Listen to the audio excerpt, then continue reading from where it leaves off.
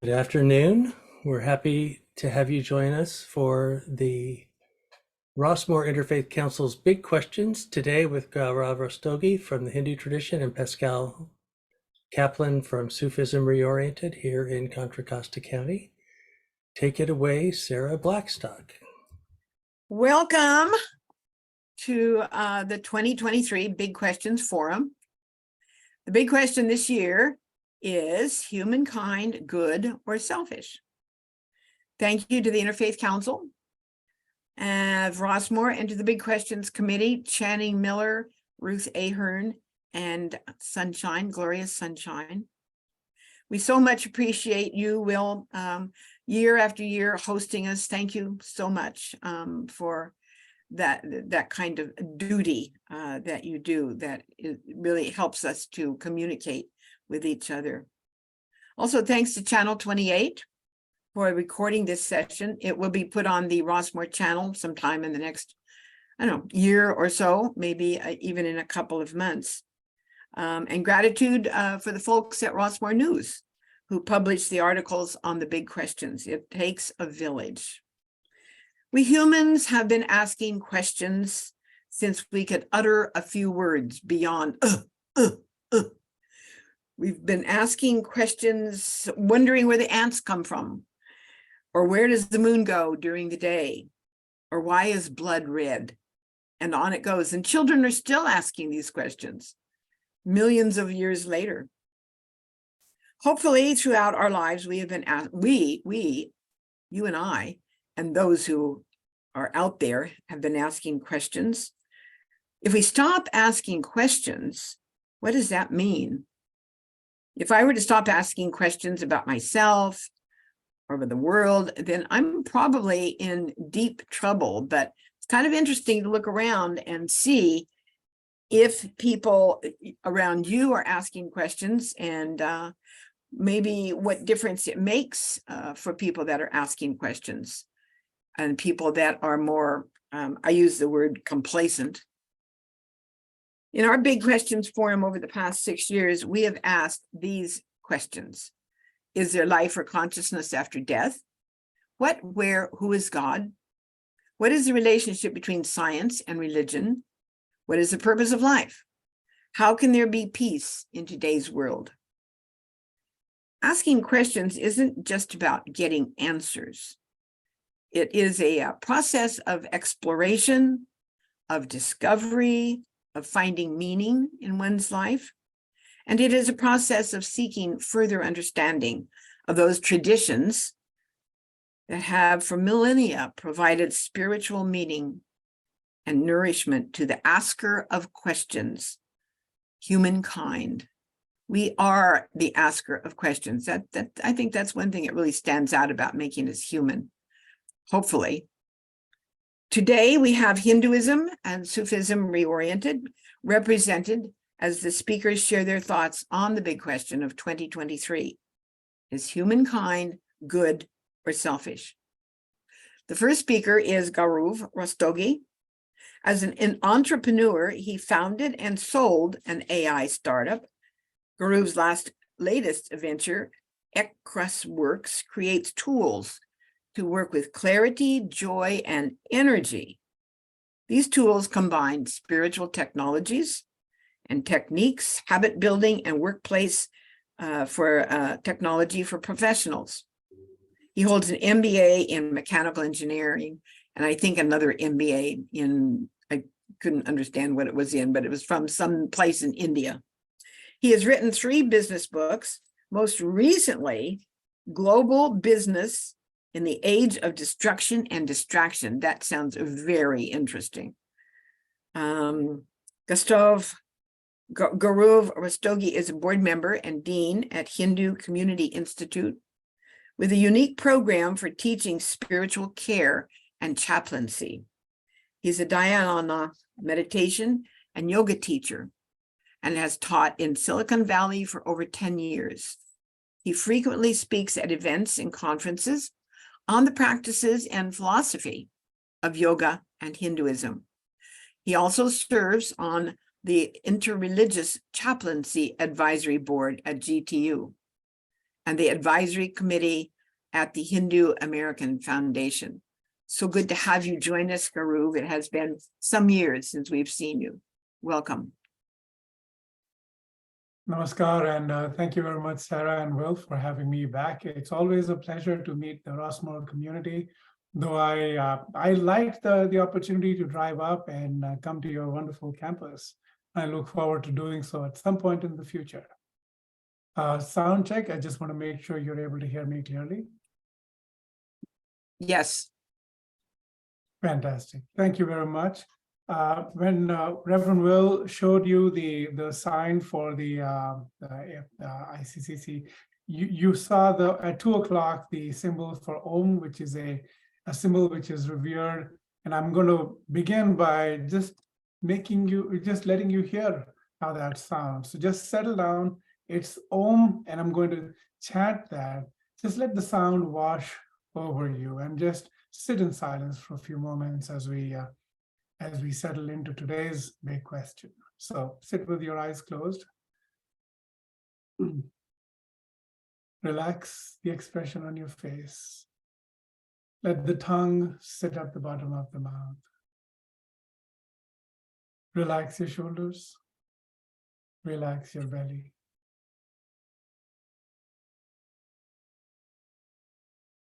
I'm going to chant Om once. Exhale completely. Take a deep breath. Inhale.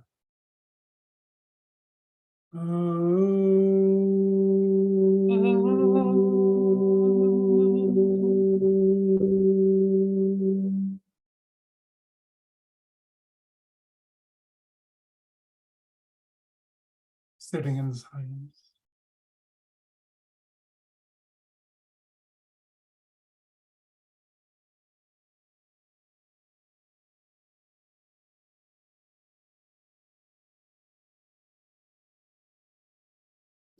Gaurav, for some reason, your mute button accidentally got hit. We missed what you just said. All right.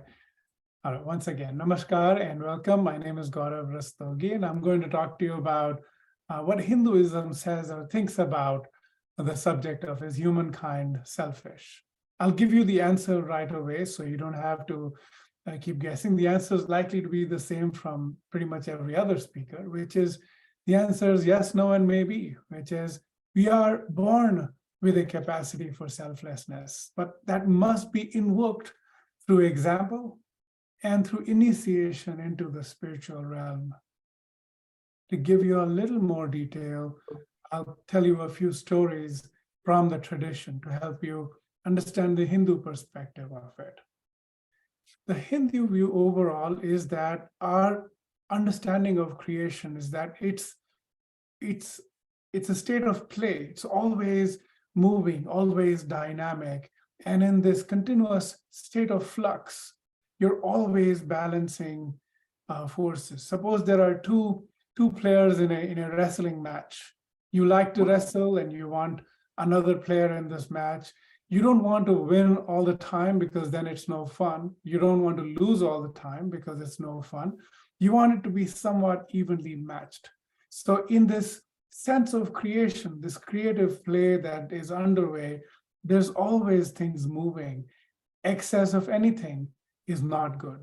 A little bit like our story from, of course, Goldilocks, who neither liked it too hot nor too cold, just right. And when you come at the topic of selfishness, it is said, someone said in a famous movie 30, 40 years ago, greed is good.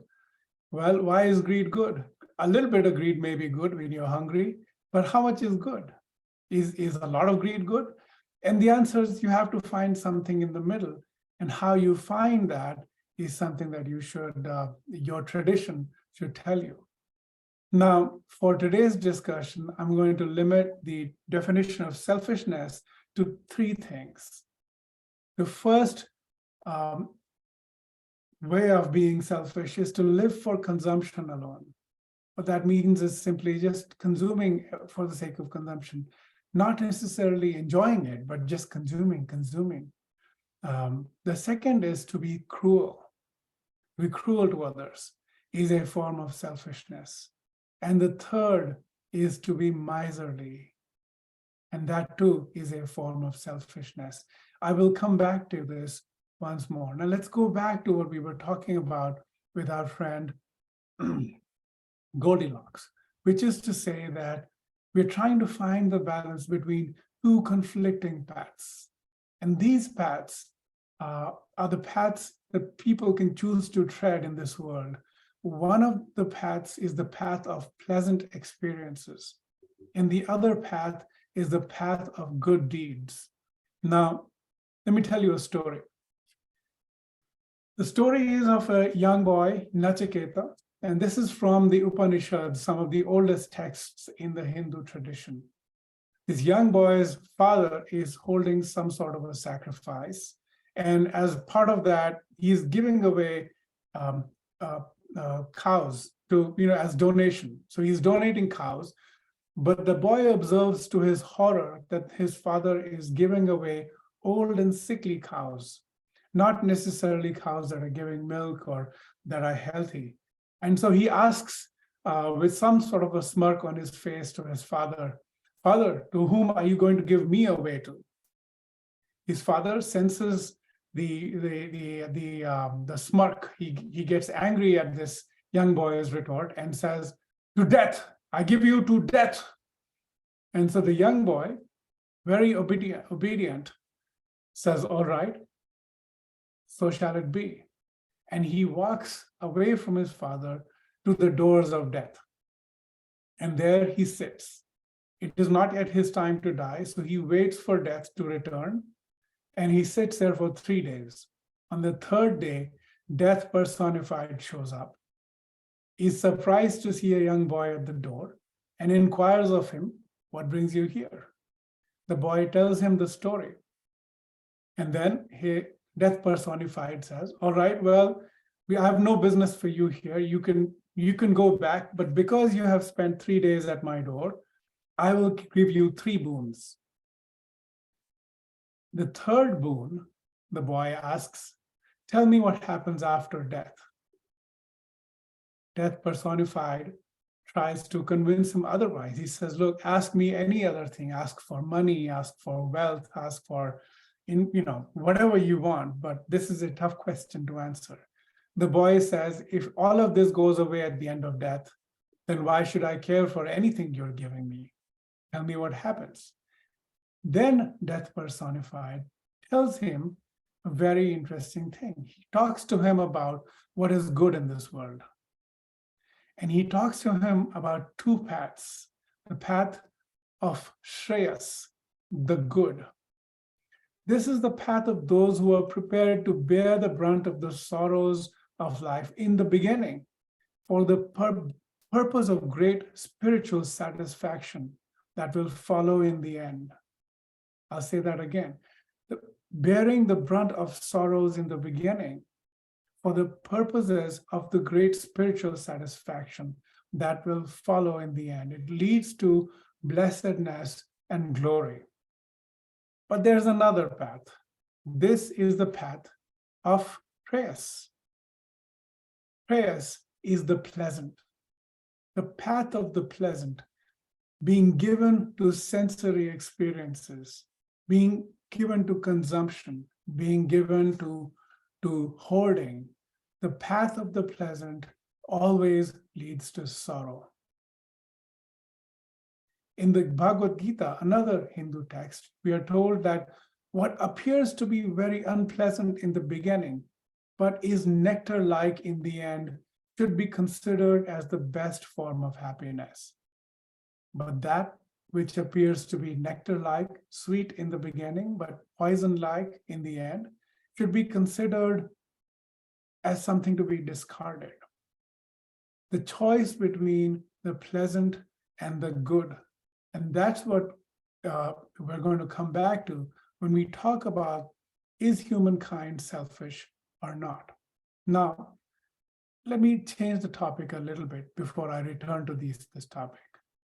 In the Hindu tradition, the human birth is considered very auspicious.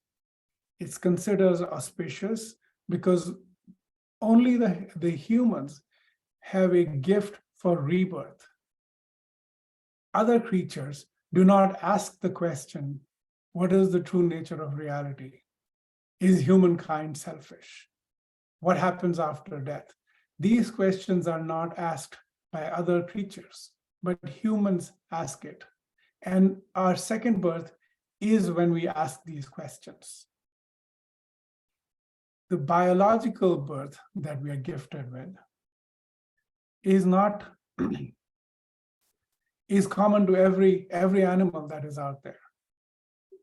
This birth is like every other creature that exists on this earth. The humankind that we are only the latest and the last humans to walk on the earth. We are neither the strongest humans to have walked. There have been dozens of human species, the Homo erectus or Denisovans or Neanderthals. There have been dozens of human species in the last 2 million years on the path to our evolution. We are not the shiniest example of strength or brain size or how far and wide we have traveled. But here we are, the latest and the last human species to walk this earth. And the question is why? Why does our biological birth make us so special? So there are other humans that have been stronger. They have bigger bones, bigger muscles, bigger brain cages, and they have been present in corners of the earth which modern humans have only recently reached. And so that doesn't make us special. What makes us special is something else. We are forever young. If you look at apes that are born with hair and are very muscular and very aggressive looking, we look like young apes, months old, even as a grown-up, hairless, cute looking compared to apes. And this is in biology, this would be called neoteny, the appearance of childlike features. We are essentially a baby ape species in the sense that we are slow to grow, we are weak at first, and weak at last. I'll repeat this. Biologically, we are born much more feeble than other animals are. We are weak at first and weak at last. We are not the strongest species.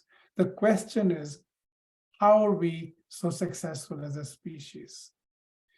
We are successful as a species because we are an interdependent social species. We're designed to work with each other. A human baby requires long years of nurturance to become fully adult. So human biology entails years of investment into the next generation. And that's why human beings have family, clan, and social systems of nested networks where caregiving and nurturance flows in many ways. To sum up, we are successful because we are built with and for care. We're not just an aggressive animal species. We're designed to care for our young, for our old, and for each other. We're designed with that, and that's the reason we're successful biologically. But that's not all. There are three powerful forces that have shaped modern humans compared to other human species as well as other animal species. Those three are simply our biology. I just talked about biology. But we're not just made of biology. We're also made of culture. Language is culture. How we cook, how we eat is culture. How we transmit and tell stories is culture. How we ask and answer questions is culture. We're also made of culture. We're also made of the tools and technology that we've made. It's not just the internet, fire, the wheel, the axe, the spear. These are all technologies. But the gifts of biology, culture, and technology also give us something else. We still have animal aggression inside us. We are capable of much cruelty. Right? We are capable of much cruelty. Our culture allows us to become rich with money, but it gives us this insane desire to hoard. We are capable of much greed culturally. And our technology allows us to consume anything and everything at command. But we are capable of sensory excess. So the three gifts, the three forces that have made us, give us the capability for aggression, the capability for hoarding, the capability for sensory excess. We are given a capability for selfishness, and we must be born again into the spiritual realm to go from the pleasing to the good. And that is what we come to the second birth, which is a spiritual birth. Now, in the spiritual birth, and let me tell you, the way the Hindu tradition looks at the world, the universe itself, like I said, it's seen as a single emanation. It's not that the creator is separate from the creation. It's all at play, a single creation. Everything is interconnected. And when someone reaches the state of enlightenment, asking and answering this question of what makes this universe work, when we open our eyes and see the interconnectedness of everything, how can anything be selfish? Because where is the separation of the self from the other? When you see everything as being interconnected, then you will do everything to make the game, the system work just as well. Let me tell you another story. This story comes from another Upanishad, an older text.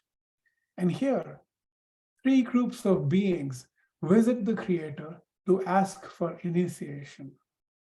Remember, I'm talking to you about the second birth, which is a spiritual birth. And in the spiritual birth, you go to a preceptor, a higher being, and ask for initiation. And so these three groups of beings visit the Creator and ask for initiation. And the Creator welcomes them. And but who are these three? Let me tell you those first. Of course, the first group of beings is the celestial beings, devatas. These have you might, in other traditions, you might think of them as heavenly beings living in heaven or astral realms. And they revel, they live for sensory pleasure. They have no sweat, no toil, no work. They can consume anything at will, at command. They live a life of sensory pleasure. So they have gone to the Creator and asked for initiation. The second group of beings were human beings, Manushya. Human beings, like I said, are given to craving and hoarding. We're always afraid for our material wealth, always trying to protect our wealth. And so we're always craving and hoarding. The third group of creatures that goes in the same conversation are malevolent beings, asuras. They are given to anger and cruelty. That is their nature. And so all three of these beings go to the Creator, and the Creator says only one word. Just like how Sarah in the introduction said, humans, we have come a long way from the time we said, ah. Well, think of it this way. The instruction that was given to them was very similar. The letter the, not the, but the sound the. The celestial beings go, and the celestial beings are told, have you understood? And the celestial beings said, yes, we have understood, and they go back. The human beings go, given to craving and hoarding. They're asked, do you understand? And the human beings say, yes, we understand. The malevolent beings also are given the same alphabet letter, do you understand? And they said, yes, we understand. Each of them is given the same letter, but it means very different things for each one of them. The celestial beings, these are people in paradise, the beings in paradise, they are given the word damyata for self-control.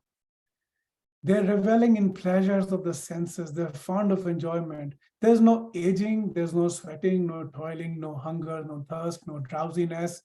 There's nothing untoward in this world.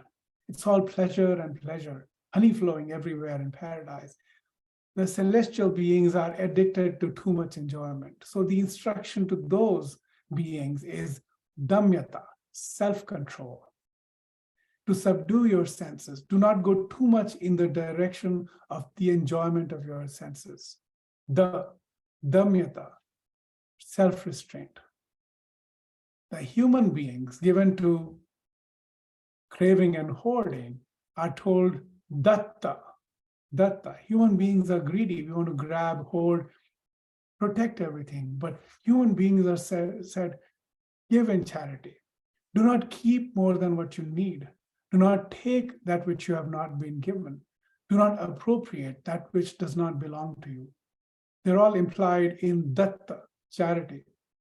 So to the human beings, charity not merely in kind, but also in thought, in disposition to others. So counter the drive for greed and hoarding with charity, the datta. The malevolent beings given to anger and cruelty are told dayadvam, kindness. They're cruel. They're always insulting, injuring, or harming other people. So by being kind and merciful, you can control your anger. So all three creatures, all three beings are told ways to initiation into the spiritual birth by controlling their drive for sensory pleasure, for hoarding, and for anger and cruelty. The, damyata, datta, and dayadvam. And so in the Hindu tradition, we say we are born with a capacity for selflessness that must be invoked through example and initiation into the spiritual realm. Now, the broader view, like I said earlier, we see the entire creation as a living system. Everything is interconnected, interdependent, and interactive. And so Vishnu, who's one representation of this reality, he stands for dharma, is flanked by both the goddess for prosperity, culture, and language, Sri Devi, and the goddess Bhudevi, on the other hand, for ecosystems. So seeing everything as a living system where we allow for vibrancy. We don't keep, but we exchange. And so we're not selfish, but exchanging. So to sum up, we are born with a capacity for selflessness that must be invoked through example and initiation into the spiritual realm. And with that, I'm going to stop. My name is Gaurav Rastogi, and you can reach me at this email.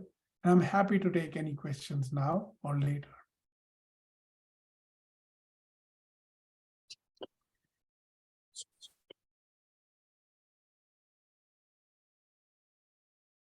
It takes a minute for all of us to think of all that you've said. Sure. You said a lot.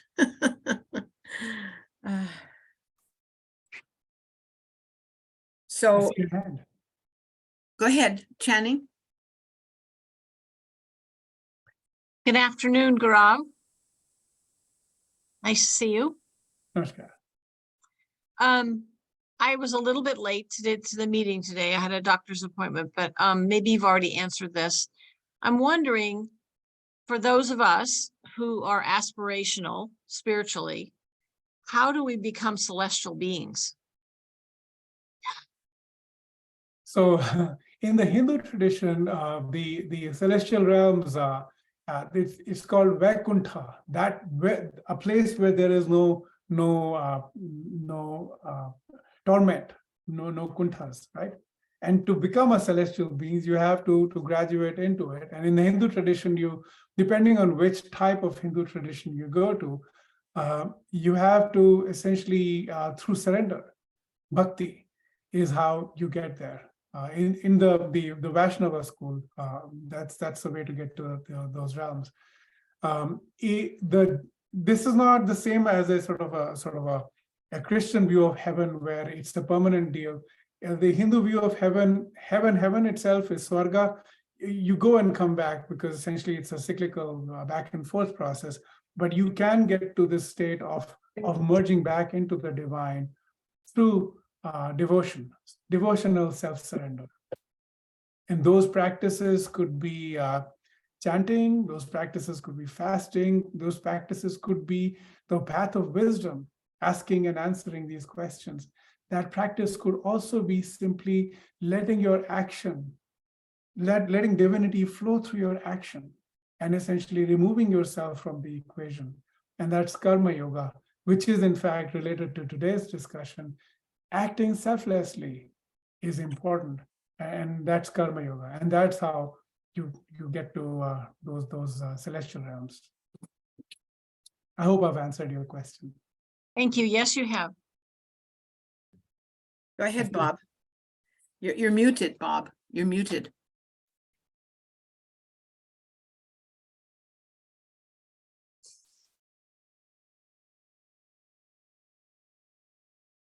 Okay, there we go. Can you hear me now? Yes. Thank you. Excuse me. Thank you for your wonderful presentation. I see similarities in your explanation of the Hindu tradition with the teachings of Jesus. And there's some speculation that during this part of Jesus's life that we don't know that much about, that he traveled to India and studied the Hindu tradition. Is there any teaching about this in your tradition, about Jesus coming to India and learning your tradition? Thank you, Bob. That's always a very interesting question. In the Hindu tradition as such, there are two ways I'll answer your question. There have been stories going around to the effect that you described, that Jesus, in the period between his childhood and by the time he showed up at John the Baptist's place, where was he and how did he come to acquire the learning that he had? And so it is said that somewhere in Kashmir, he spent time, because Jewish settlements were all over India at that time. So it's not hard to imagine that as someone from the Middle East would come to live with the Jewish people in Kashmir or elsewhere in India. There were Jewish settlements several places. So that, that's plausible if you believe that. The other way to answer that question from my perspective is that there is a way to read specifically Jesus's utterances, not Paul or later Christianity, but specifically what Jesus said. And you can read into those from a Hindu lens. And that has been done. So Swami Vivekananda, who very famously came to the US in 1893 and gave a famous talk and so on, he carried with him an imitation of Christ, which was a book to this effect that only Christ's sayings were in that. And those, it is entirely possible to read Jesus's utterances from a Hindu light. Absolutely possible to do that. But so those are two ways I would answer your questions. I'm not sure if that's the answer directly, but that's how I see it. There are also some Christian ashrams in India which I've come across that are Christian, but they wear like ochre clothes, and they have, outwardly they look Hindu, and their practices are Hindu. And I remember driving by one such institute in Bangalore, where they have, it looks very Hindu, but it's actually a Christian seminary kind of thing. So, this sort of syncretism is, in India, it's very possible because people mix religious sort of perspectives quite readily and handily in India. Gaurav, where do you find the work on just Jesus words? Where would you find that? You can look up, there's someone, I remember, again, I don't subscribe to their view or anything, but I think if you look up original Christianity, original yoga, that was one group. And then who was this? I'll tell you the exact book that, An Imitation of Christ, let's see. who was this, Thomas Paine, or who had written it? I can't remember who had written it, but Thomas Kempis anyway. Some name I can't remember, but this book Vivekananda used to carry, that I know. So I can look that up. And who collected these works, these words of Jesus? This book, okay, so this particular book is An Imitation of Christ, is Thomas Kempis. That's the book that Vivekananda carried. And so essentially, I think this was part of a European movement in the 1900s or 1800s where people were trying to go to what Jesus said and not what the church was saying. And so they eventually distilled down just the sayings. And then they tried to say, okay, what was Jesus's message? And that book is what Swami Vivekananda was carrying with him. Thank you. Sure.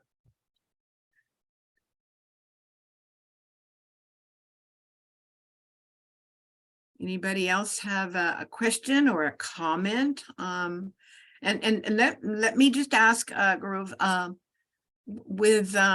you said that the words of Jesus would make sense in Hinduism, something to that effect.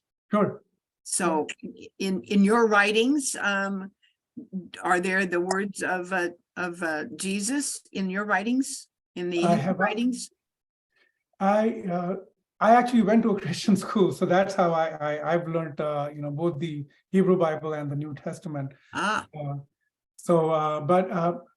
I have actually not written on Jesus's utterances from a Hindu lens at this point. I did write one about Tertullian, who said credo quia absurdum, which is I must believe because it is absurd. I did write about that from a Hindu point of view, where I actually agreed with him. But of course, he was kicked out, so that didn't help. Yeah. Well, if you think beyond the box, you're likely to be kicked out of something. And yeah, we have to think beyond the box, because the box ends up to be dogma. It's not creative, and in each of us, of course, has divine creativity in us, and it seems like that's partially what you were referring to about the goodness in each of us. Yes. Yeah. I didn't want to say, maybe I didn't say, a certain amount of self-preservation is required for the play. The Hindu word for that is Leela. Leela is this play or this entire creation that's going on. And it is important for self-preservation. If there are, for example, two wrestlers, the wrestler must protect himself in order to engage in the game. That's very important. Otherwise, the game stops if there's only one wrestler left.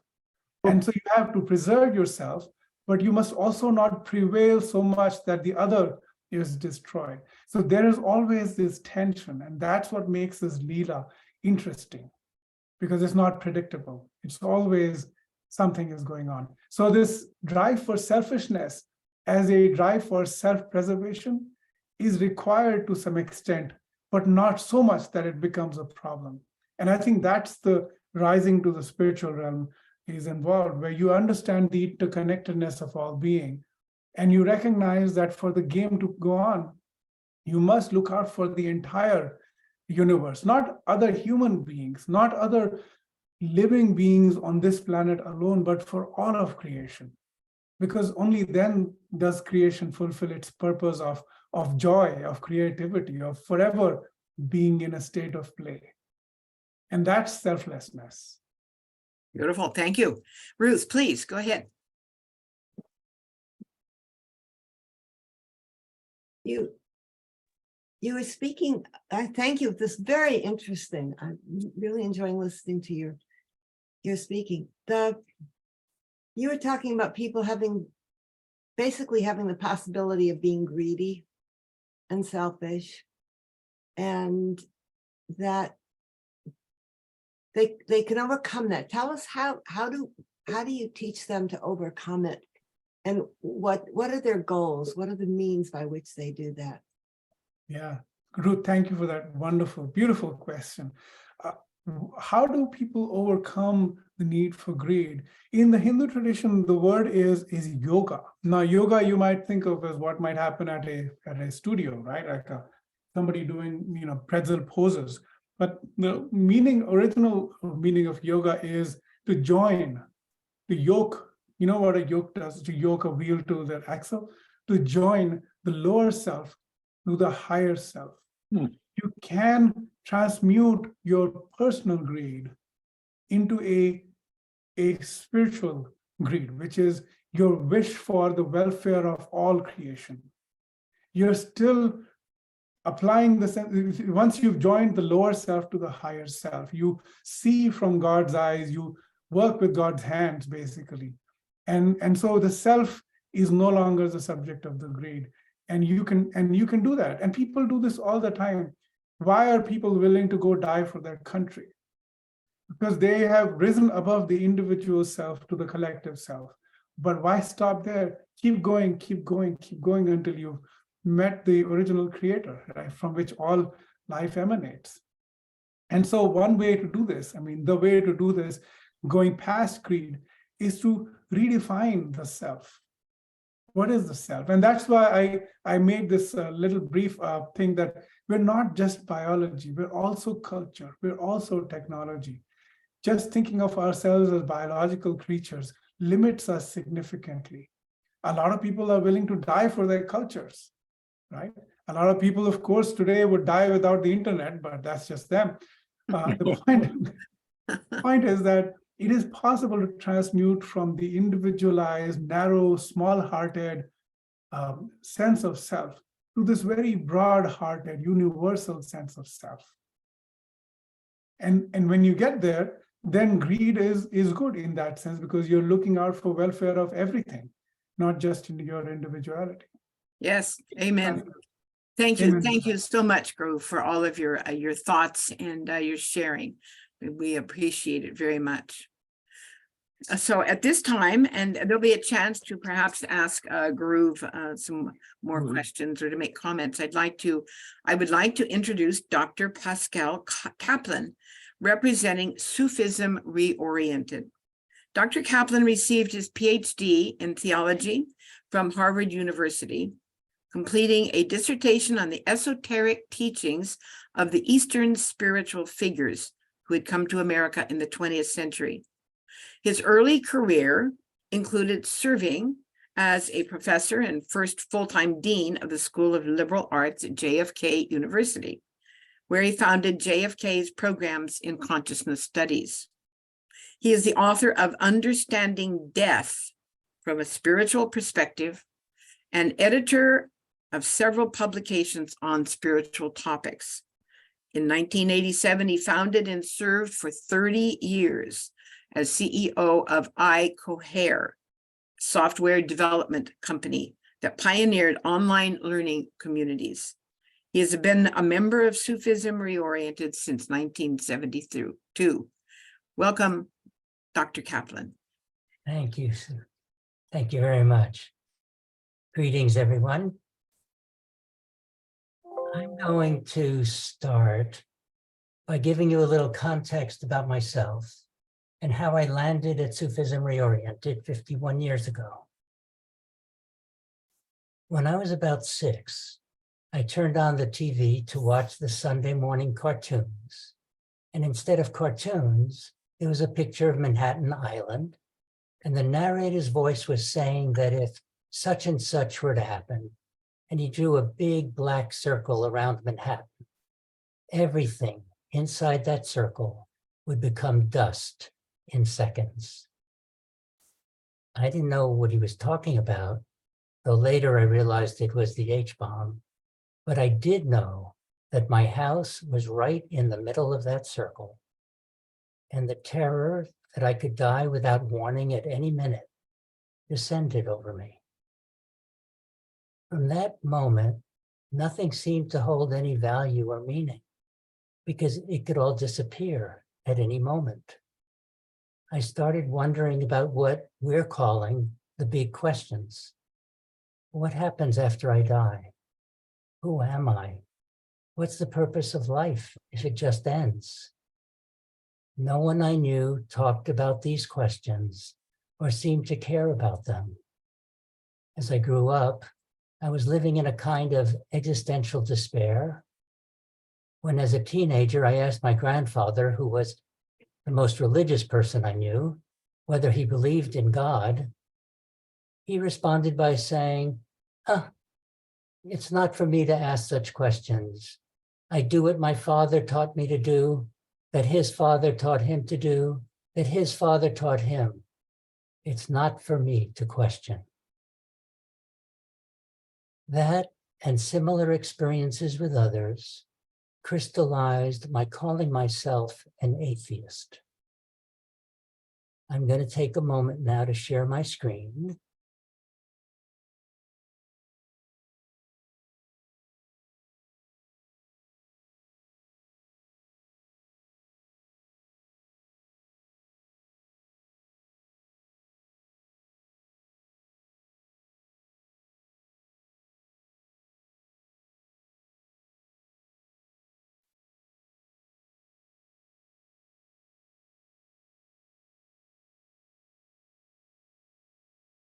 One night during high school, however, as I was walking alone along 3rd Avenue, I had what I would later call a peak experience, an experience of the beauty and power behind everything I was seeing around me.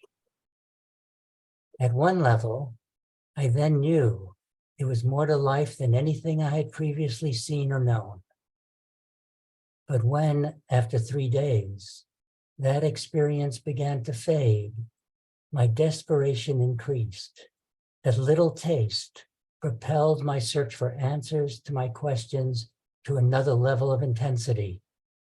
I wanted to live in that state, and I could not find anyone who understood what I was talking about. For them, it was a phase I was going through. For me, the driving question was, how could I recapture that experience?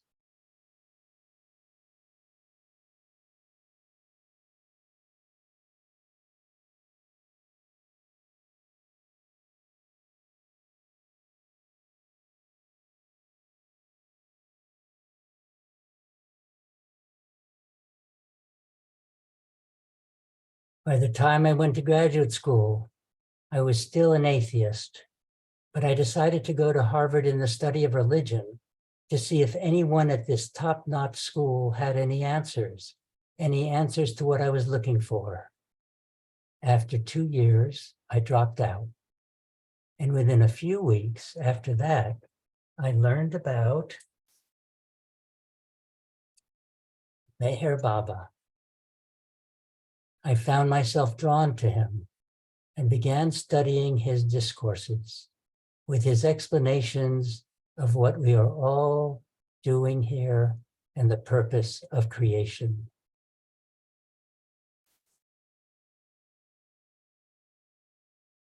Meher Baba published another book called God Speaks, the theme of creation and its purpose, and included a chart that encapsulated the universal processes that govern the creation, evolution, reincarnation, spiritual involution, and the ultimate goal of realization. I didn't understand most of what I read, but finally, I had found someone who was offering a big answer to all my big questions. The gist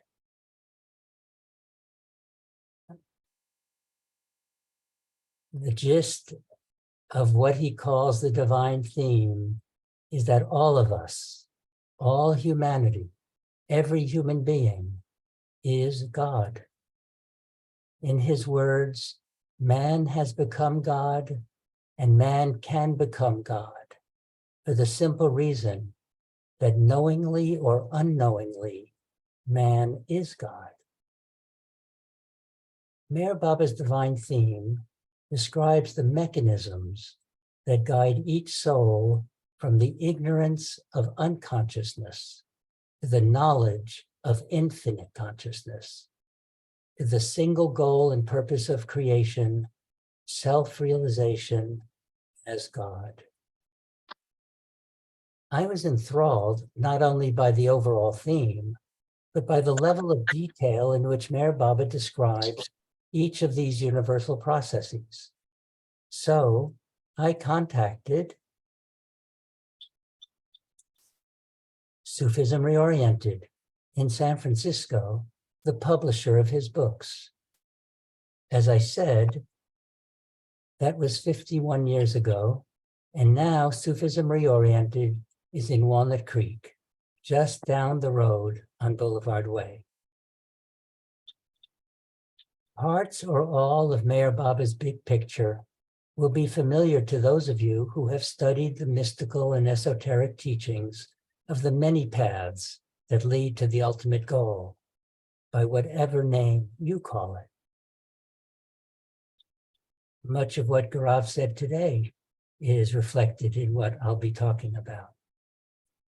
Sufism Reoriented, which Meher Baba chartered specifically for the Americas in 1952, is one among many such paths, and we make no claim to a monopoly on truth or to the path of truth.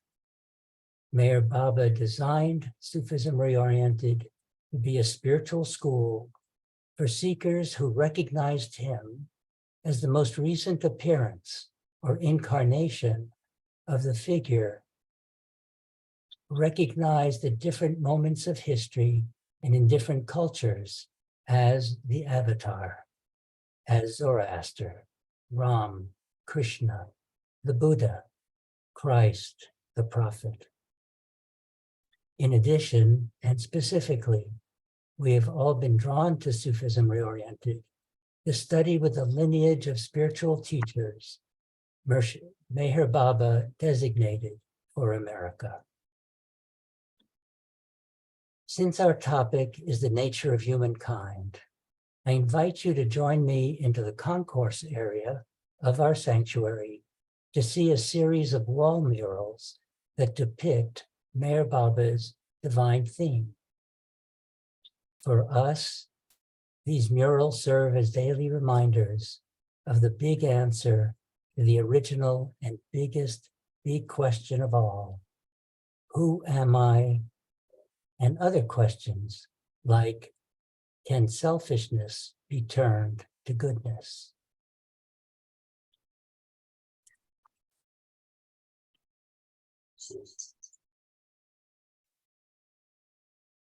This is the prayer hall with the murals, not the prayer hall, the concourse with the murals.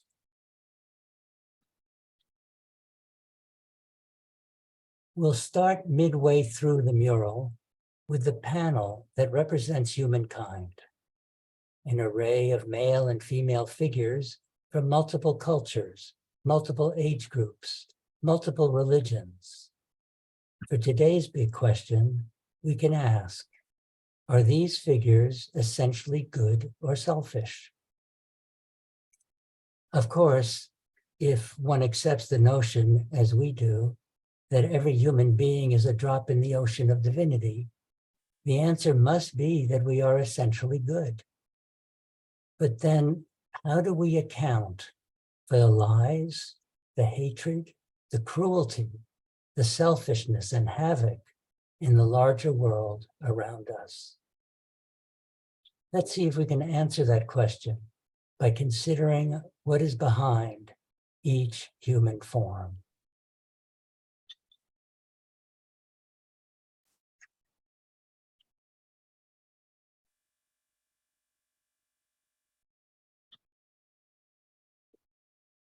From the very first, the motive force, the purpose of creation, was a whim or urge within the primordial oneness to know itself. The emergence of that whim caused a ripple of bubbles in the infinite, boundless ocean of oneness, with each bubble, though an inseparable intrinsic part of the ocean, being what we might call a soul. From that perspective, the process of evolution is a mechanism by which the unconscious soul develops consciousness in order to know itself as one with the ocean of divinity.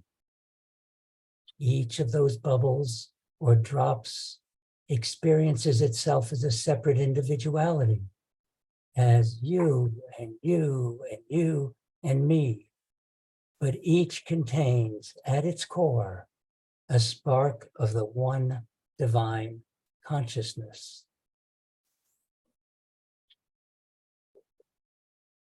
As each of us, as drops, develop and increase our consciousness through each stage and each species of evolution, our evolving mind is shaped and conditioned by an array of fundamental impressions.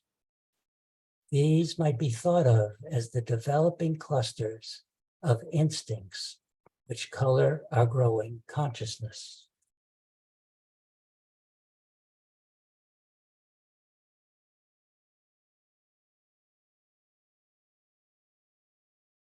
Meher Baba calls these fundamental impressions the 7 root desires. They are experienced and expressed in primitive ways in the early stages of evolution, in plants, fish, reptiles, birds, and animals, and then in human beings, they are expressed as anger, hatred, greed, jealousy, lust, pride, and selfishness. They are all about survival. All along the way, side by side with these 7 deep, dark impressions, we also experience the universal force of attraction, which evolves and matures into the different stages of love we experience as human beings. One can see this force of attraction at work at every level of life, in the polarities of negative and positive charges in atomic particles, in the force of gravity that pulls material bodies toward one another. It is the force of magnetism in metals, the tropisms in plants that turn leaves and flowers toward the sun and draws roots toward water. It expresses itself in the care birds give their eggs and in the nurturing of their hatchlings. And the more easily recognized precursors of human love can be seen in the loving nature and devotion of certain higher mammals. There is no stage of life that is without some form of love. Meher Baba said, love is the reflection of God's unity in the world of duality. It constitutes the entire significance of creation. It is because of love that the contacts and relations between individual souls become significant. The divine goal of evolution is to develop and perfect the human form, which consciousness is at last full and complete.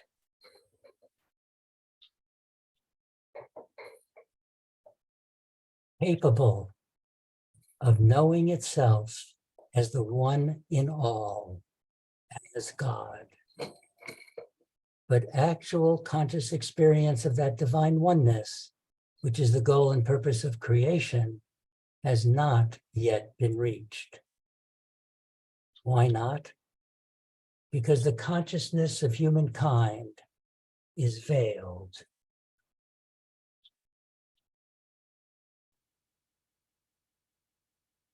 Overlaid by the imprints and instincts, the primitive emotions that were part of the evolutionary process itself, the process through which consciousness developed.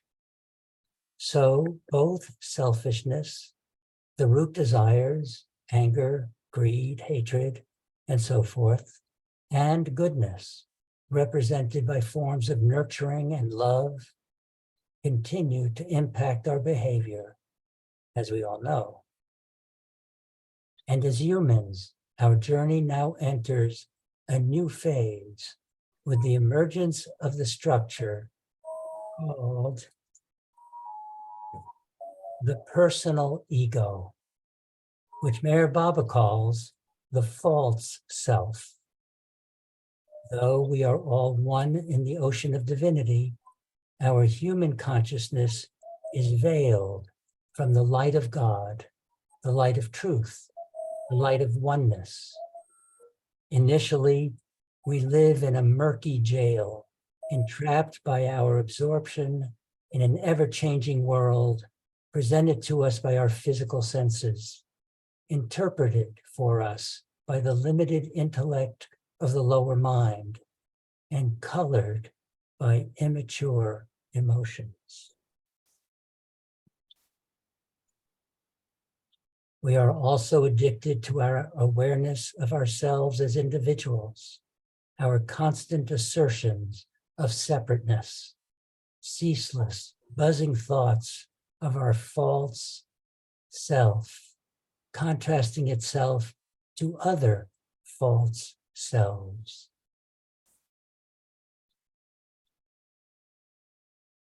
Even as the veil of the personal ego expands to identify with larger configurations of selves, families and clans, localities, nations, or other group identities like sports teams, ethnic and gender identity, even faith streams. Each identity tells us we are special, we are unique, we are different.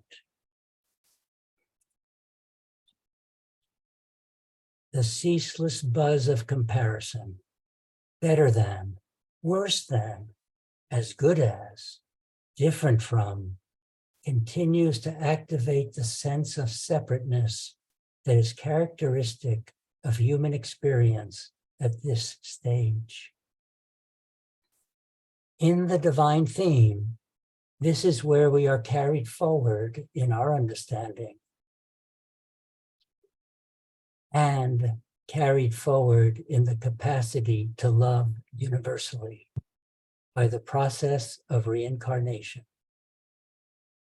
Through the reincarnation process, we are given the opportunity to experience lives of every kind, to know the ups and downs of every culture, gender, occupation, nationality, religion, in order not to see other human beings as separate from ourselves. We live out the wide range of livelihoods, wealth and poverty, sickness and health, power and subservience, all the roles and identities of humankind, so that all of us, over time, internalize an understanding and appreciation of every position on the wheel of life.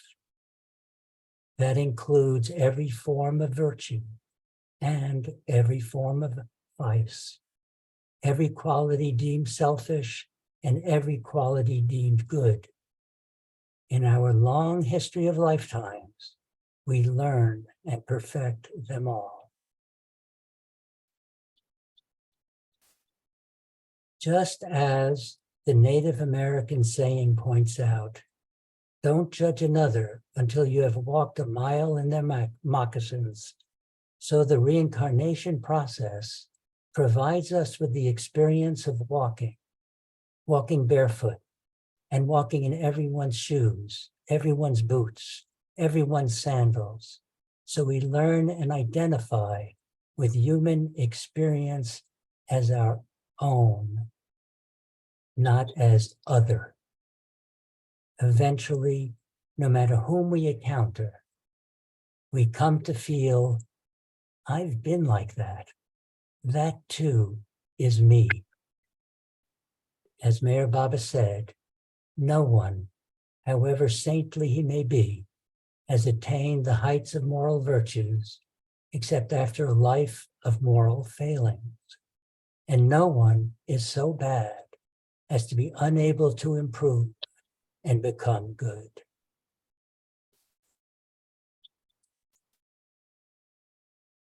Just as the evolutionary process lasts countless millennia, so does the reincarnation process until one reaches the turning point.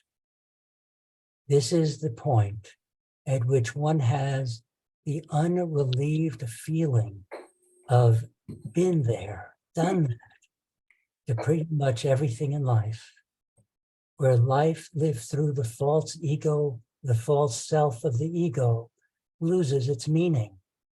And we start asking big questions. Who am I? What am I doing here?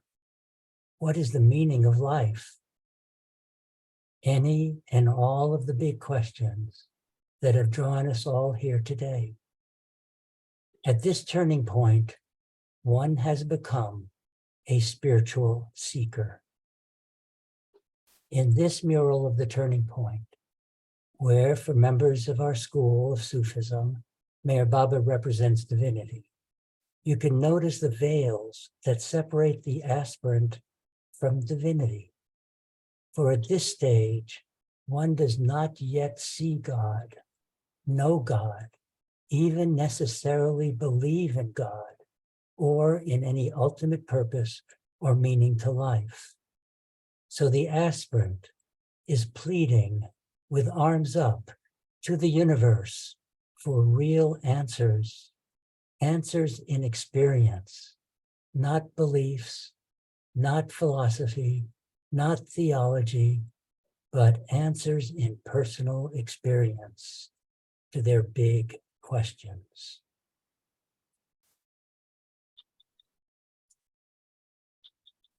Now, the homeward journey begins.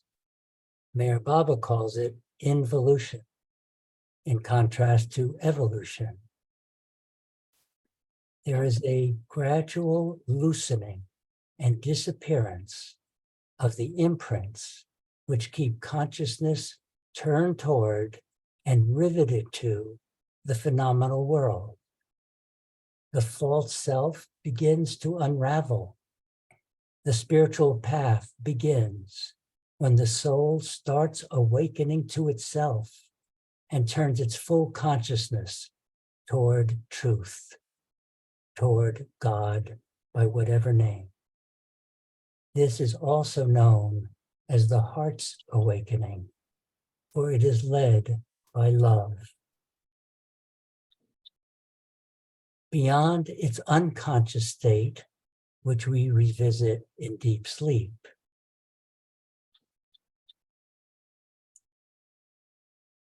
beyond the subconscious state, as we might experience in dreams,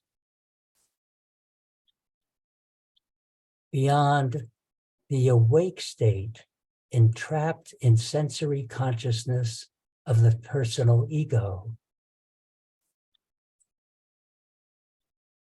there now unfold a series of higher states of consciousness, leading finally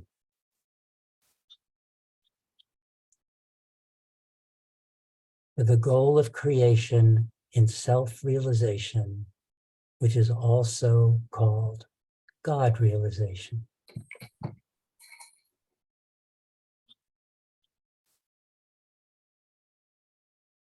The murals in Sufism Sanctuary attempt to represent the experiences of those who attain these higher realms of consciousness, an inner journey of increasing levels of love and light. First, as three subtle planes of energy behind materialization. Then the fourth plane, a realm of inner power and force, which has been described in other traditions as the dark night of the soul.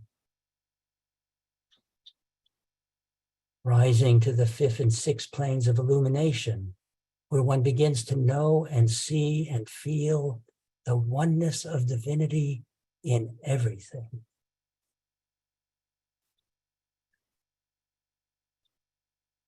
and finally, to the goal of all seeking and of creation itself, sometimes called God realization, sometimes self-realization, sometimes merging with oneness, sometimes realizing the Buddha nature.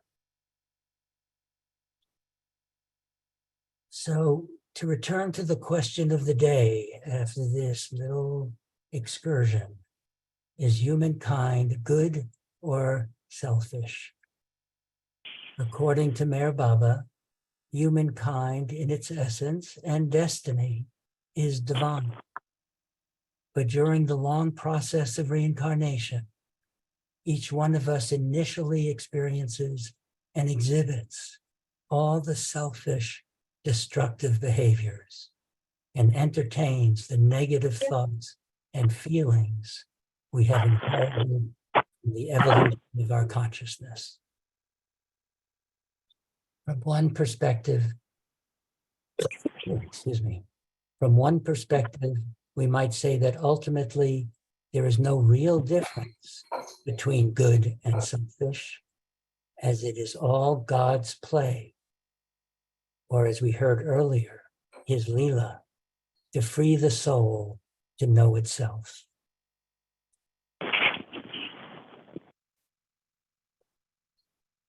We've gone on quite a journey in less than 30 minutes, but it's worth spending a moment more to read how Meher Baba concludes God Speaks. He says, to understand the infinite eternal reality is not the goal of individualized beings in the illusion of creation, because the reality can never be understood. It is to be realized by conscious experience. So how does one approach the goal? In as many ways as there are drops in the ocean. In our spiritual school, Sufism Reoriented, we practice remembrance of the oneness of all. Follow the guidance we receive from our spiritual teacher.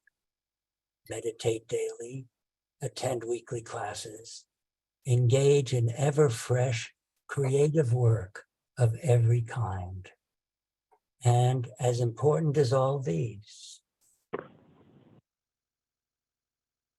give ourselves to the extent we are able to ceaseless, selfless service to all. We might do so by volunteering time at one of the organizations Dr. Connor founded,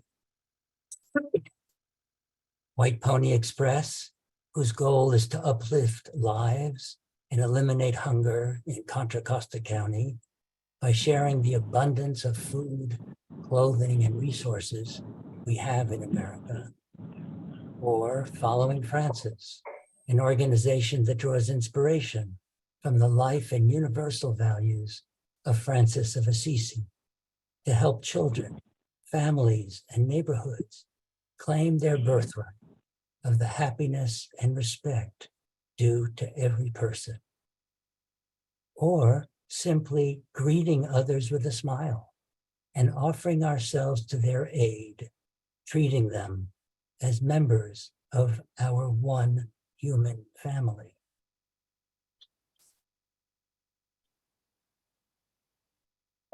In closing, I would like to add just a little more about the present time. This is from Meher Baba's discourse entitled, The New Humanity.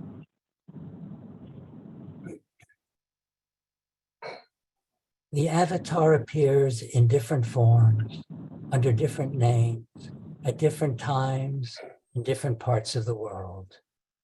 As his appearance always coincides with the spiritual rebirth of man, so the period immediately preceding his manifestation is always one in which humanity suffers from the pangs of the approaching birth. Man seems more than ever enslaved by desire, more than ever driven by greed, swept by anger, held by fear. The strong dominate the weak, The rich oppress the poor. Large masses of people are exploited for the benefit of the few who are in power. The individual who finds no peace or rest seeks to forget himself in excitement. Immorality increases, crime flourishes, religion is ridiculed. Corruption spreads throughout the social order. Class and national hatreds are aroused and fostered. Wars break out. Humanity grows desperate. There seems to be no possibility of stemming the tide of destruction. At this moment, the avatar appears. Being the total manifestation of God in human form, he is like a gauge against which man can measure what he is and what he may become. He trues the standard of human values by interpreting them in terms of divinely human life. The avatar awakens contemporary humanity to a realization of its true spiritual nature, gives liberation to those who are ready, and quickens the life of the spirit in history. For posterity is left the stimulating power of his divinely human example, the nobility of a life supremely lived, of a love unmixed with desire, of a power unused except for others, of a peace untroubled by ambition, of a knowledge undimmed by illusion. He has demonstrated the possibility of a divine life for all humanity, of a heavenly life on earth. Those who have the necessary courage and integrity can follow when they will.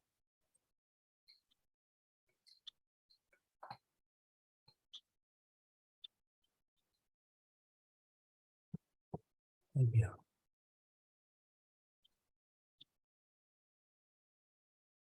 Thank you, Pascal. A lot of, you have offered us a lot to think about. I have a question, but I will hold my question to see if other people have questions first. So if you have a question, raise your hand or just speak up. Pascal has been a professor, so he's quite capable of handling any questions. So please shoot them to him. I see someone with a hand up. I don't know your name. I have a question about reincarnation. The way you speak of it, it almost seems as though reincarnation occurs within a single person's lifetime as they grow. Or does it occur as a person goes through several different lifetimes to have the time to grow? Right. Well, there are two ways of thinking of that. One is if one thinks of a single person as a soul that is huge, then reincarnation is incarnating in different physical bodies over many, many different lifetimes. And that's the way that we think of it. But it's also true that in a single lifetime, one can actually go through processes, internal processes, in which one relives past lives. So there's, so the answer is kind of both. Thank you. So I have a question. I found myself wondering about a statement you made. Every human being is God, and God is in every human being. So do we start out that way? Do we all, when we're born, are we born into God, and are we born with a spark of God in us? Well, in the view that Sufism Reoriented holds, that from Mayor Baba, The entire creation is the unconsciousness of God seeking to become infinitely conscious as God. And each of us is a little bubble soul with that same divinity, from that same source of divinity, unconscious of who we really are. And our path through everywhere we've been, through evolution, and now as human beings, and where we're heading as we turn the corner to spiritual lives and involution, is God becoming more and more and more conscious of himself, herself, itself through us.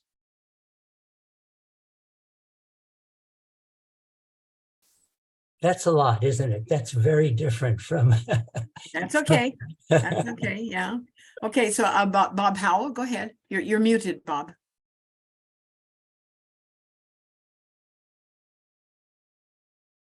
Okay. Hi, Pascal. Hi, Bob. Thank you. Nice to see you again. It's so good to see you again.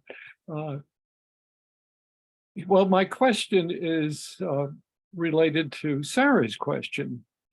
It struck me that the image of Meyer Baba in the picture that you showed us was a reaching up from the veil in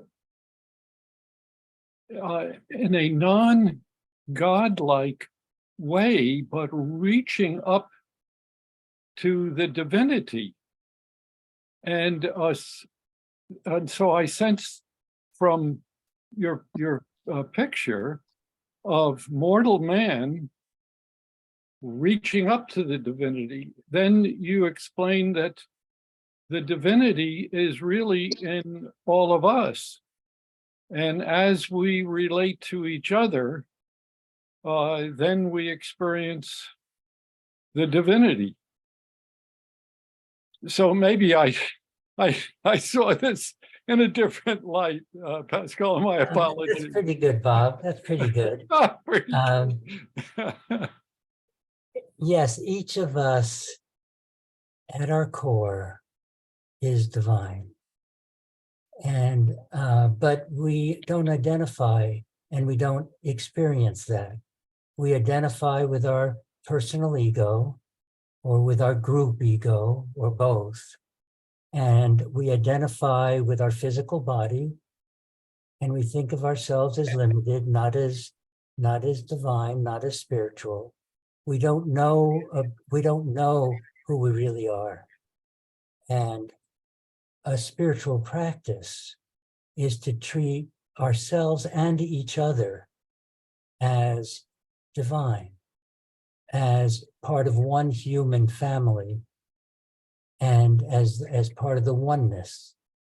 This is a long, we're at a turning point. We call it the turning point, where we're asking big questions.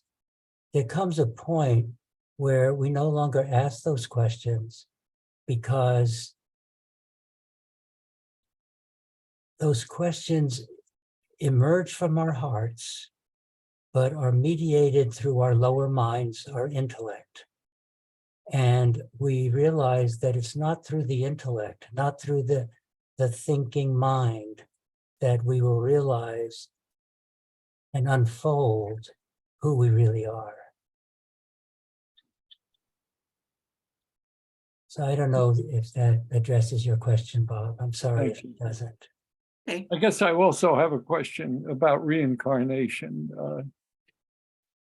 How do you really sense that reincarnation is happening in this lifetime? Do you gather to talk about?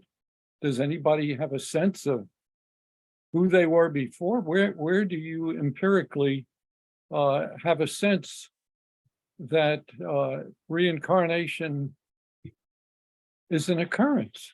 Yeah, that's a very good question.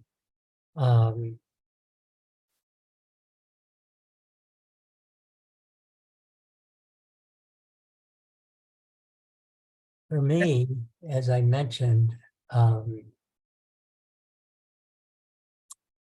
it was the divine theme, the big picture, that served for me and for my friends.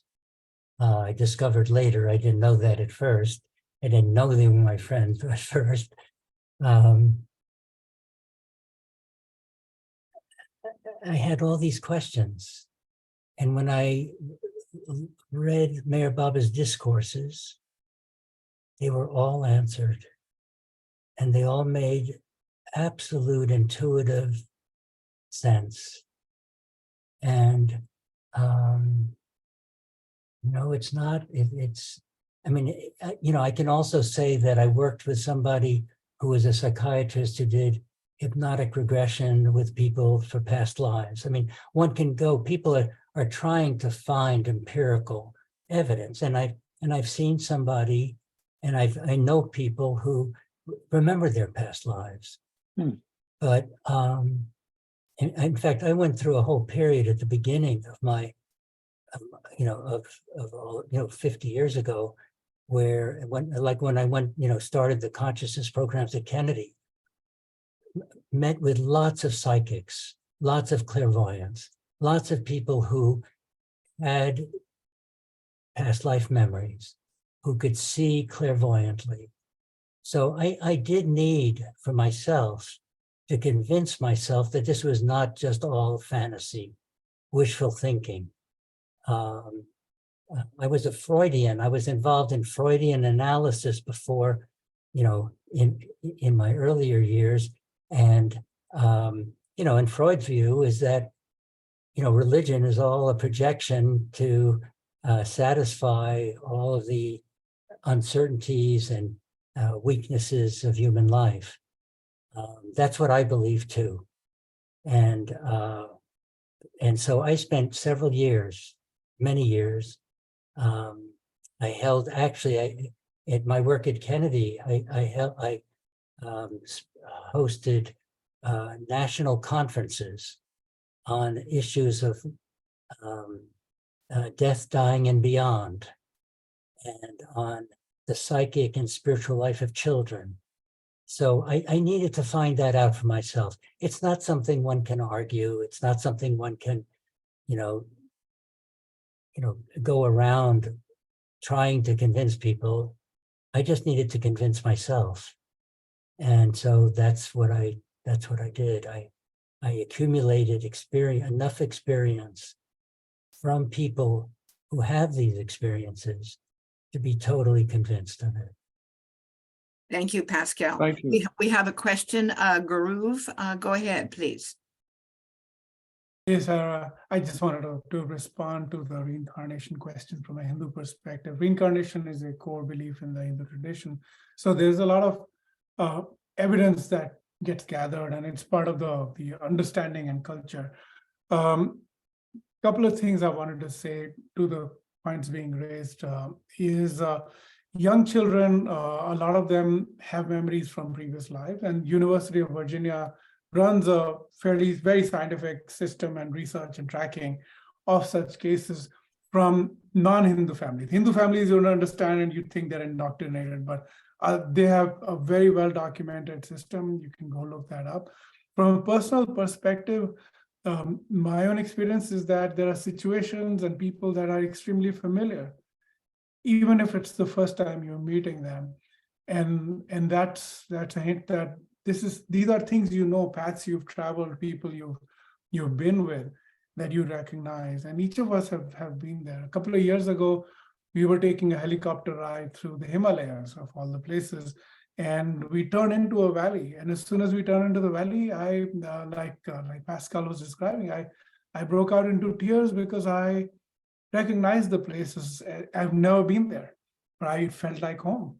And there's no other way to explain that experience but to understand that within yourself. But so that's one way of thinking about reincarnation. So there's a lot of anecdotal evidence. There's a lot of scientific evidence now, and there's a lot of personal experience that you will have in situations and people where you immediately recognize that even if it's the first time in this life, you know this thing, you know these people, you know this place. And that's how you understand reincarnation. Thank you. Thank you, Gaurav. Reverend Albert, you did have your hand up a minute ago. Do you still have that comment or question? You're muted. Yeah, I just want to support everything that's been said.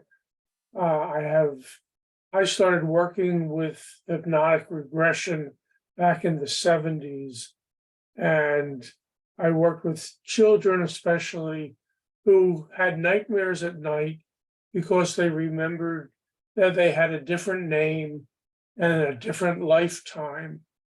And one in particular was my next door neighbor, 5 years old, who believed he was a particular, he had a name, he had a street address, he had everything to tell you exactly where he lived, what his family was like, and that his dog a year before had run through the house into the street and was killed by a car. And he was still in upset with the death of his dog. Well, I called a friend in San Francisco and I asked him to attend to the address that the boy said. And the mother came out, the same last name, still in grief that 5 years before her son had died. And a year before that, the dog had run out through the house and into the street and died. Now, I have heard more and more people tell me similar stories where the 4-year-old looks at the picture on the desk and says, "That's Grandpa." Well, Grandpa died before they were born. And the father says, "How do you know that's Grandpa?" And she says, "He told me when I was in heaven with him." Yeah. So, I mean, I've heard over and over dozens and dozens of stories just like that, where why not? I personally believe we continue to evolve. We evolve through our infancy, our childhood, our adulthood, and we eventually die. Why would evolution stop? And the energy never stops. So I'm going to be quiet. Thank you for both of the Thank you, Dr. Albert. It sounds like we've got another big question kind of waiting in the wings, about, well, we did have is there life or consciousness after death? And maybe we need to, do that again, because you can go over and over these big questions and the answers just get deeper and deeper and broader. Yeah. Thank you. Can I just make one comment? Oh, please. Yes. Bob, one of the things about these kinds of conversations is that they're not accepted and they're not normalized in our culture. Right. And so people aren't going to just start talking about experiences they've had. I mean, here we are in a small group, of course, dedicated to this. And so we can talk about it, but you may not have heard these kinds of stories before. I've been hearing about them for 50 years because of the roles that I've had at the university and so forth. And so I just wanted to say, it's sort of self-selecting, if one doesn't put oneself in a setting where it's okay to talk about weird things. Nobody's going to talk about weird things. Good for you. Those are the only things that are really interested in is weird things outside of the box. Well, folks, we've come to the end of There's another. another question, Sarah. What's the what would the I question? see a question, a lady Sandra and on my Sandra left. Channing and Susie have had their hands up. What is it? Sandra, Susie, and Channing have their hands up. Sorry. Oh, Channing. Oh boy, I don't see that. And so go ahead, Channing. We've got another few minutes, I think. Will, is that okay if we go a few minutes? Okay, he's saying okay. Go ahead, Channing. Thank you. Yes, Pascal, I wanted to ask you specifically about any vision that Mayor Baba has towards human peace on this planet. Yes, Are there any lessons for humanity around how to achieve peace? there is. And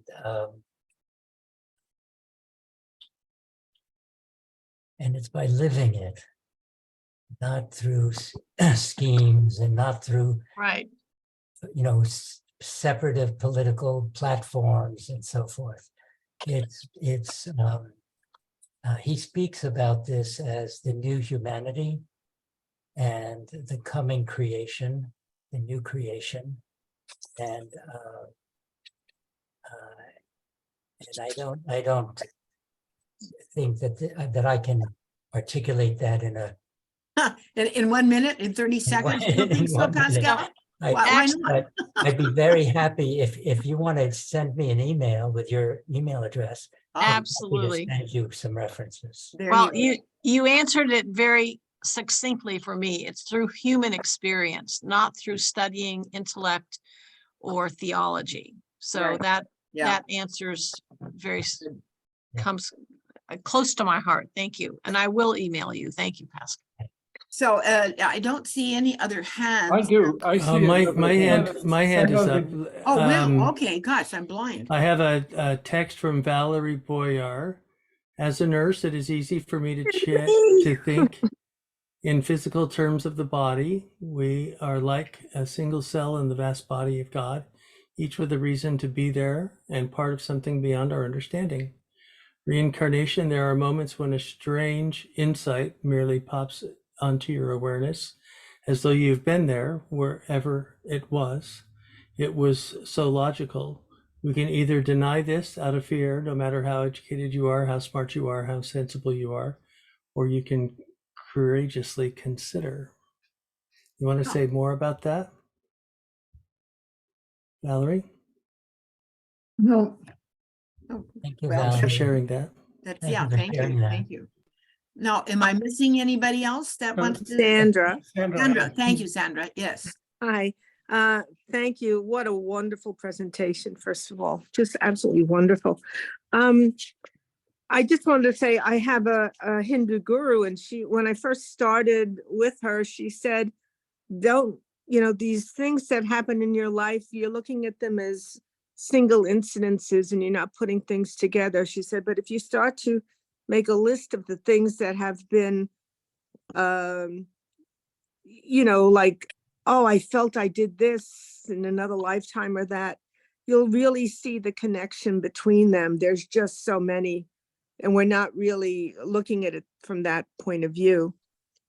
But for me, really fast too, I'll do this quickly, is 3 instances happened to me, is just even before I had a Hindu guru, and I just went on to channel 13, which was the, and the national public station in New York. And a picture flew up of the Himalayas. And I honestly felt like first time anything happened to me like this, I felt like I got into the TV really fast and was hugging the Himalayas. Don't ask me why, I didn't know, but I knew that I had climbed them. It wasn't that I thought I climbed them or anything. I knew I climbed them. And then another time I was reading in a book and a world religion, and I just came across the name Jains, the Jains, the religion. And again, I felt like this knowing that I had been a Jain, and having read about the Jains, I was so perfect for being a Jain. It was like unbelievable. Sandra. Oh, It really, really was like And this is a knowing, it's not a thought, it's a knowing. And then, and just the last thing, which is always curiosity for me, is every once in a while when I meditate, a boy comes in and he just looks at me, and he's like a few hundred years old. And a part of me knows he had been my son in another life. I have a lot of visuals in meditation. So as soon as he came there, boom, I just stopped and said he had been my son. I don't know if it's true. However, it came out of nowhere for me. So there are other lives. It just, I feel it inside so strongly. So that's my sharing. Thank you. And thank you, each of you, for being here, and Yeah. thank you especially. Susie, Pascal, go ahead. Susie Susie. Cole has been trying to wave. Oh, boy, I sure attention. I don't think see that we that. shouldn't end You know, without. if you, yeah, go ahead, Susie. Thank you. We can't hear her. Oh, you're muted, Susie. Susie, you're muted. Jeff, help her unmute. Jeff, help. We're out in the car. You're in the car. Oh, that's right. Oh, Oh, well. Sarah, while they're trying to figure out the volume there, did you want to make an announcement? I sent you a text. Yeah, why don't you make that announcement, Channing? Do you want me to? Yes, please, go ahead. Yes, what we'd like to announce is that we are going to be offering visits to local temples and experiencing things through experiences, as Pascal has said. I have arranged for, I'm in the process of arranging with the Hindu temple for a group of us to go there. And we'll also be visiting Sufism Reoriented, their temple over on Bancroft Way. So we will let you know. I want everybody to be thinking about whether you want to go on one of these trips. We'll drive there and we'll have a guide, and it will be a wonderful experience. So we've also already had one of those trips. It was over to the MTO Sufism, Islamic Sufism temple in Berkeley. And that was a very wonderful experience. So the next two are the Hindu temple in Livermore, which is where Gaurav comes from, and also the Sufism Reoriented temple over in right near here. So that's really exciting. We're moving from our intellect into our experiences. Sarah, you're muted. Can you hear me yes, now? we can hear you Go now. ahead. So one of Pascal's many ways of giving services, he's been on the board of a White Pony Mare School for over 20 years. And I would invite any of you to come and take a tour there or whatever, but it's where we really encourage children to learn through their hearts, and they aren't taught about any religion. We have every different kind of religion, and people from all different walks of life, many different languages and so forth. But it is based on the principles of Mir Baba. So thank you, Pascal. Sure, Susie. Thank you, thank you. Our motto at the school is love nurtures learning. Yes. And thank you, Gaurav Rastogi, for joining us and with your stories. Stories are wonderful. They stick in the mind. You know, I know that I'm going to go back and think about stories. Is there anybody else that I'm missing? And if not, I guess we'll see you next time. And thank you for being here. Thank you for asking questions. You know, check around and see who you know that might be asking questions also. Yes, it's quite exciting. So Great program. Thank you. thank you. Sarah. Thank you. Thank you. Well, Pascal and Gaurav made it a great program. Thank you. Okay, Thank you, Sarah. Thank you very much. until the next time. Bye-bye. Bye. Bye-bye.